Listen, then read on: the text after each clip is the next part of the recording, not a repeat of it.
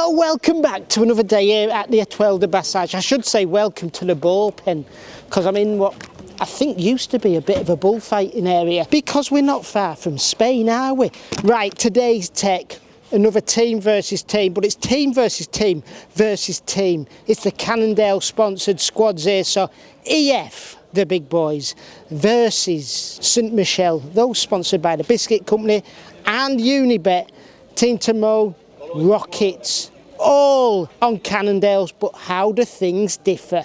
Let's delve in.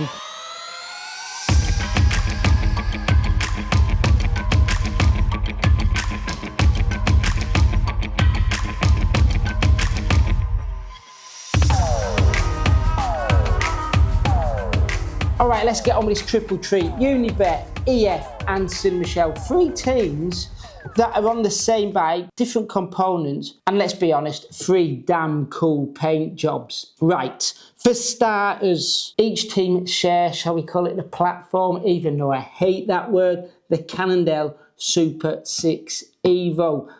At the Étoile de Bassage, there was no team using the System 6, a bike that we don't actually see used all that often. So there we are, first similarity across the teams, which is unsurprising. But there is quite a few similarities going throughout the teams, because it does seem that Cannondale definitely has preferred partners when sponsoring teams, with a few changes in 2025 over 2024's preferred partners in one particular area, and I'll get to that in a minute. Now, if you have kept a close eye on especially the EF bikes over the past few years, you will know that FSA and Vision has always supplied the wheels and bars, and they are again supplying the wheels at EF and the wheels at Unibet, but they are not supplying the bars anymore. Last year it was FSA or Vision bars, their sister brands, but this year, even though there was the odd Vision logo on their bars at EF, they're actually using Cannondale's proprietary Momo designed bars. Yeah, not the greatest of name, but they are proprietary to the System 6. And that is across the full three teams.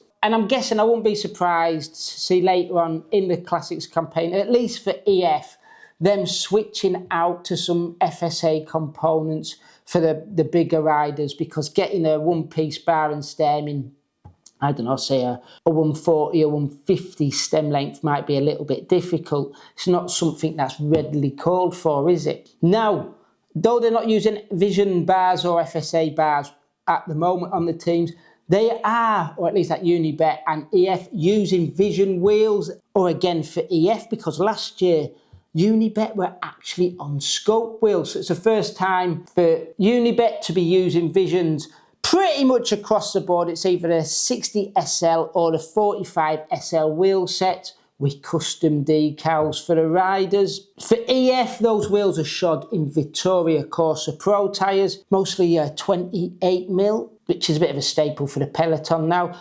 Unibet, though, are sponsored by Pirelli for the first time, and they're using the Race TLRS model in 28. Over at ST.Michel, though, it's all different, or at least on the wheel front, because they've gone French. French team needs a French product on it, and it's Mavic, a brand that, well, did look to be in trouble a couple of years back, but definitely is coming back strong. And I've got to say, I'm glad to see that they're getting rid of having just yellow decals on the wheel, because sometimes it just clashed.